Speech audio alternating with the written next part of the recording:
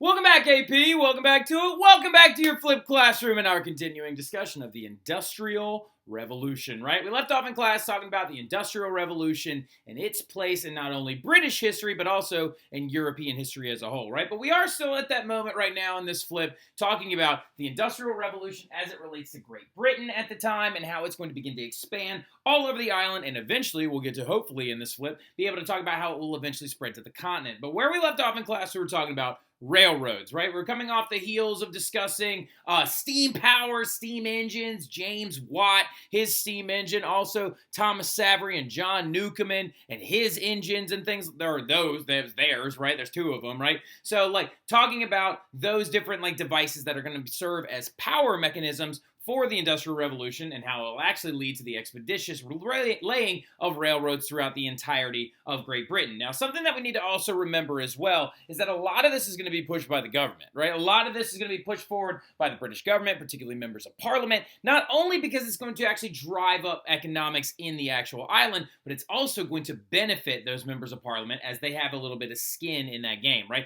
Invested in some of these companies because they are actually at this point larger joint stock companies and actually have offerings of investment opportunities. So the Parliament, though, is going to push the laying of railroads, and it's going to be so important to understand the progression of railroads because it's even going to affect art, right? That right there is Claude Monet, right? Claude Monet, a very famous Impressionist artist who's even going to begin to capture the Industrial Revolution and its cultural impacts throughout European history, right? But continuing to go forward, you need to also understand how this is going to affect economics, right? Now, economically speaking, this is going to be really, really big because it's going to actually benefit a lot of the government officials because Britain is going to become this workshop of the world, right? Now, by this point, Britain is going to produce 2/3 of the world's coal and half of its iron and cotton. So as you can see, they are literally the driving economic force in the world at that point, adding to that element of the British Empire. Now they're not only known for their navy, but they're also known for their economy, right? Now the other big thing that you have to understand is just the actual growth in exponential growth in industrial output.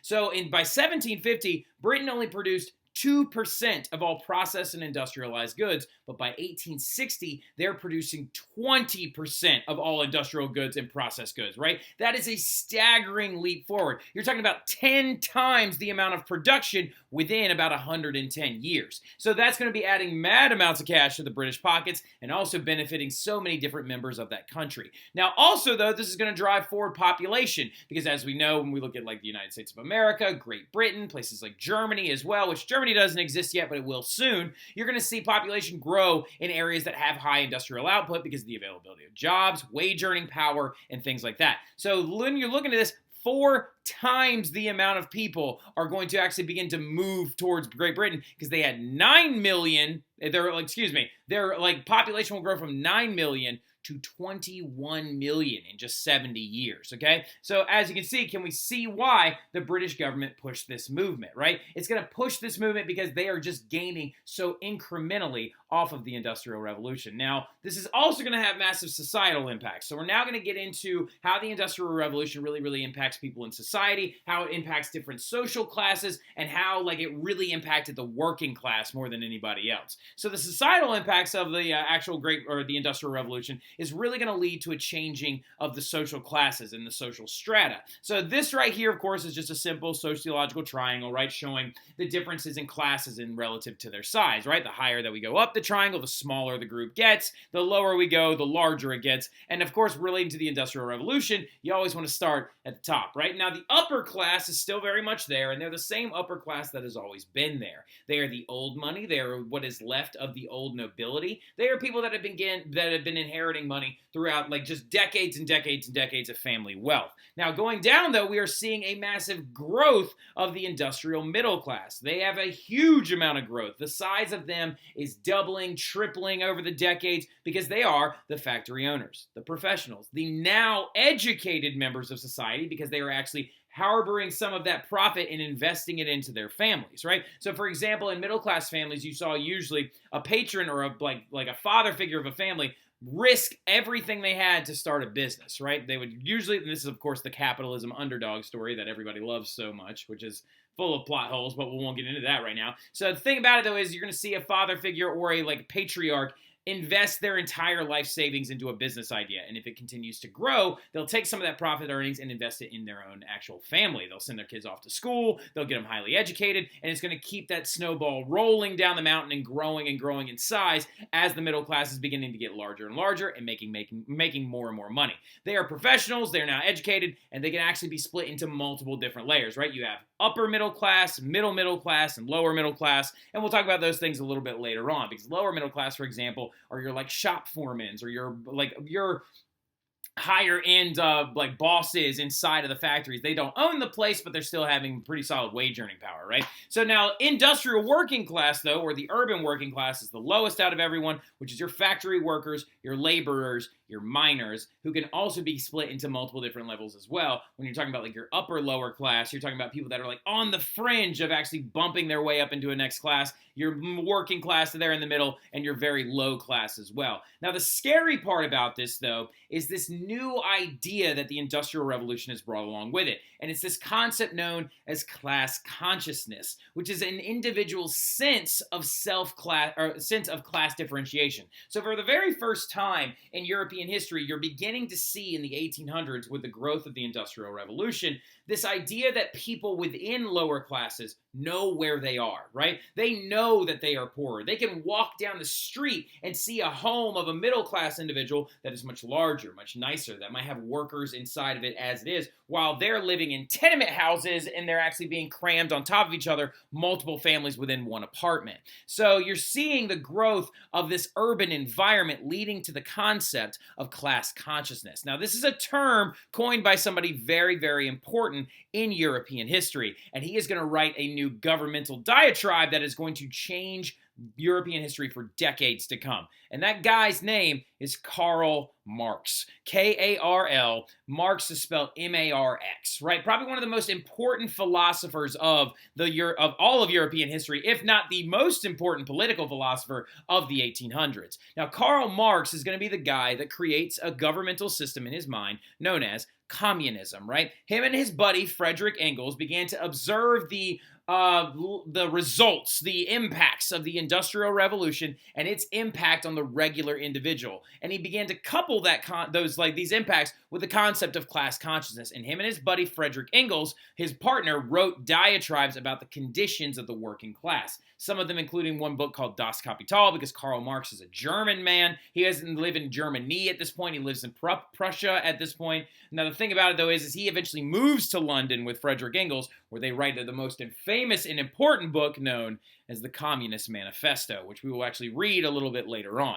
Now, the conditions of the working class are going to very much inspire the concepts of communism, and the seeds of communism are going to be planted during that Industrial Revolution, and those seeds will eventually sprout into a thing that will dictate the growth of certain countries for, honestly, hundreds of years to come, right? So like now you're talking about the entirety of the Cold War could basically be related back to the cause or the effects and causes of the Industrial Revolution and the political philosophies of Karl Marx going forward, right? Now let's do a favor to like society and to the growth of history in general and take a chance to zoom in a little bit on that industrial working class, right? And talk about the two main areas where they were actually working when this Industrial Revolution began.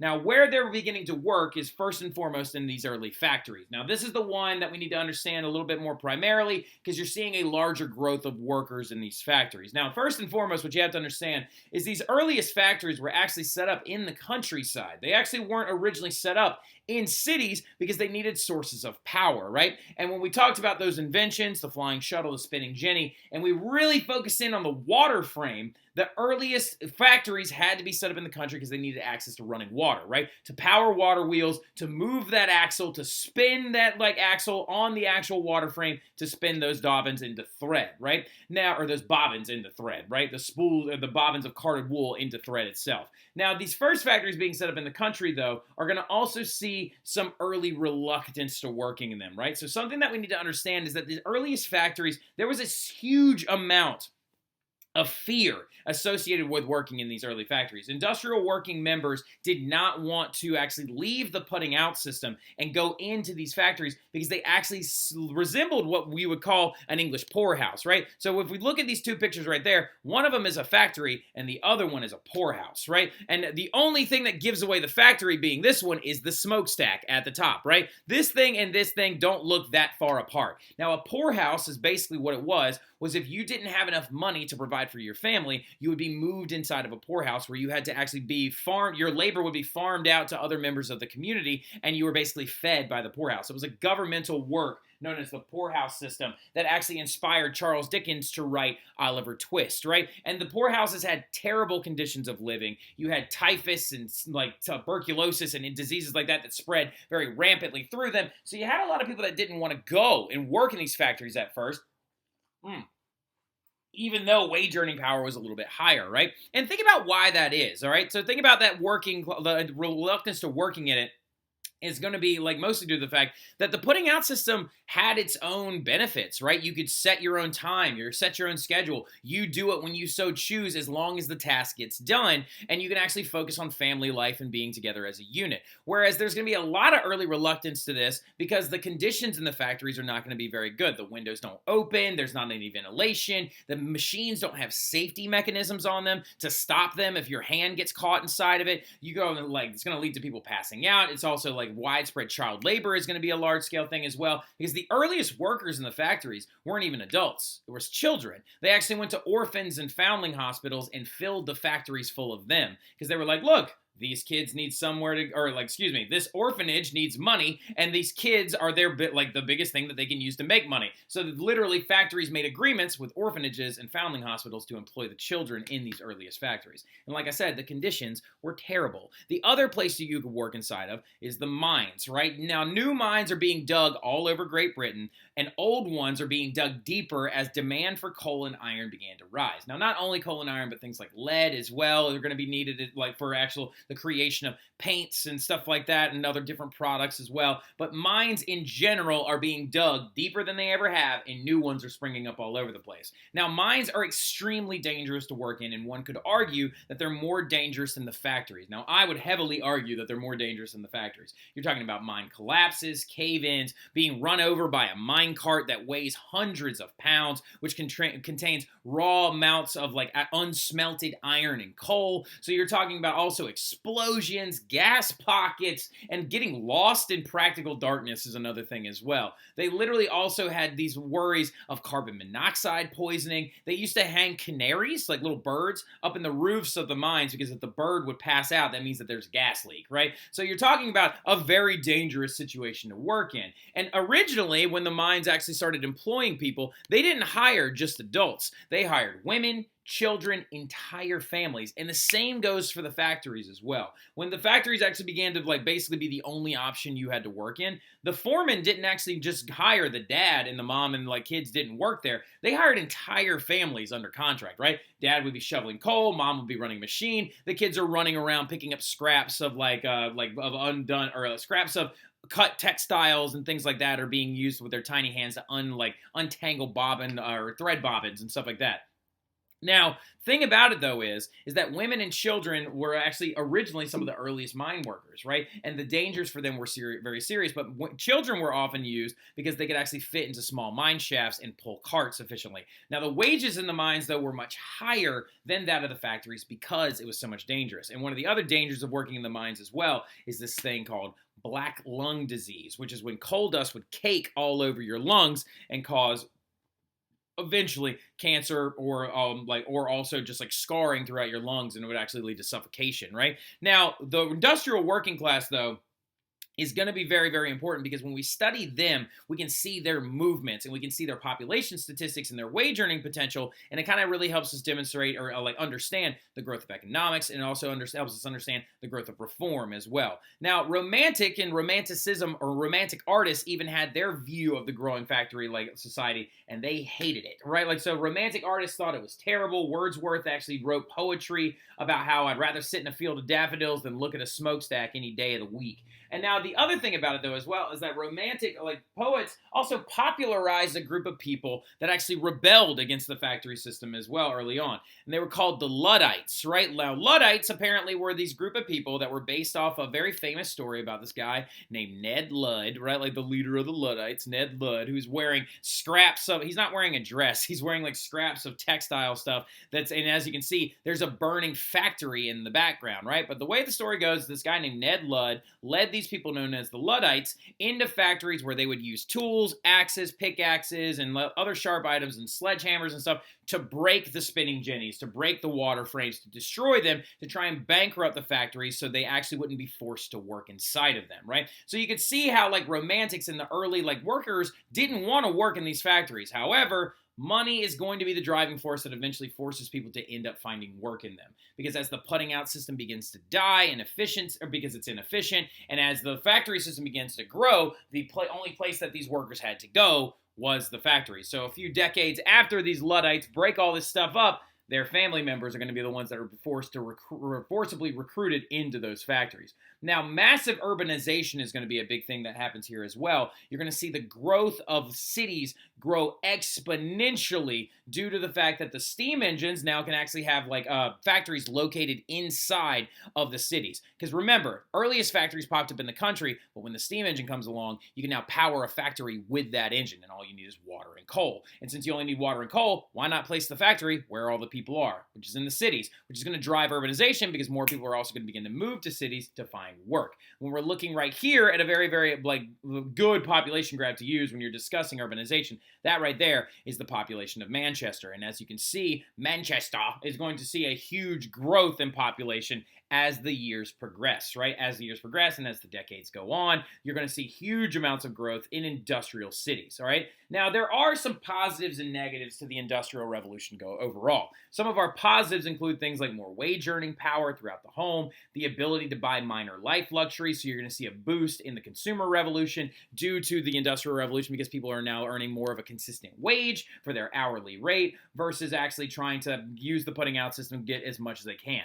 Now, wages are going to rise during times of peace. Clothing and diet is going to improve. People are going to have access to more goods and access to more foods and stuff like that inside of urbanized cities that have access to ports. Better health standards are going to begin to rise as well, and there's going to be a drop in infant mortality. Now, this is particularly going to affect the middle and upper class more than anybody else, but by the end of the 1800s and second wave industrialization, it's going to begin to even affect the industrial working class. When we begin to get all of this poop out of the streets and stuff like that, people are also going to have higher life expectancy, but that doesn't really take hold until the 1880s, all right? So now going into it, though, also negatives, though, of this include child labor, right? Child labor is a bad thing. We shouldn't really have it. I disagree with that sometimes, but we'll discuss that in class, mostly just because I think that y'all, you could learn a few things. Now, anyway, so big thing about it, though, 6 days a week work as well. The average person usually at the beginning of the Industrial Revolution worked 6 days a week, and they worked 11 to 16-hour shifts. So you're talking about working anywhere from 60 hours a week to 70 hours a week. Now, wage stagnation is going to be a big problem as well. They will continue to rise, but during times of war or during times of hyper-mechanization, you're going to see people's wages kind of begin to not increase and plateau, right? Now, remember, plateauing is that word for a flat, right? Now, so housing markets and food price fluctuations are really going to only affect the poor, which is going to be a massive negative as well. And then also going forward, you're going to see terrible working conditions in the mines and factories and overcrowded cities and the spread of disease. Right now, the original workers, when they begin to move into these cities, and plumbing is not a very, very apt thing that actually works very effectively, you're going to see the spread of diseases like cholera, right? Cholera actually being inside of infected water and causes basically extreme bowel movements in a person so badly that they are dehydrated to the point of death, right? So going forward as well, though, we need to understand that this is also going to see the growth in a division of labor by gender, right? So what you're going to see happen as well during the Industrial Revolution is you're going to see the splitting of the two separate spheres. And we're going to talk about the separate spheres here in about 2 seconds,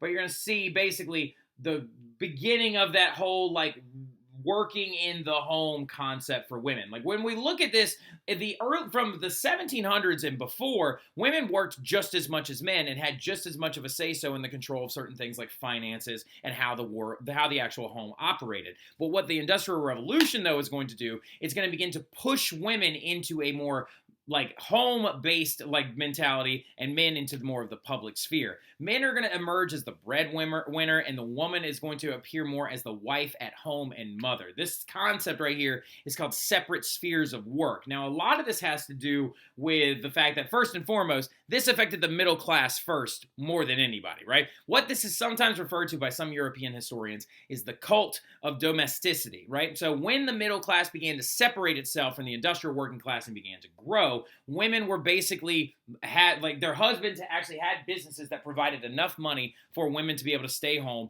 and act as child caregivers, and then also as people that just kind of could exist inside the home space, and then also finance their children to go off to schools, right? So middle class and upper class women began to not work at all. Now, early on, working class women had to work, right? They had to. They were forced to. There was no option about it. However, what you're going to see later on, though, is that these meager earnings, mostly in textile factories, laundry services, maid services for these women, though, is mostly going to come around because of the fact that liberal reform is going to begin to set a bar for work for certain types of women. Now, I want to stop there with this flip just because this next little like facet starts to get a little bit complicated. But what we're seeing in this like moment is a direct cause or a direct result of, not a cause of the Industrial Revolution, but a result of the Industrial Revolution is going to be the separation of different spheres of labor for men and women, okay? So we'll pick up right here in class. We'll talk about those things a little bit, and then we'll finish up the Industrial Revolution completely in class, and then we're going to move into this thing known as the Concert of Europe,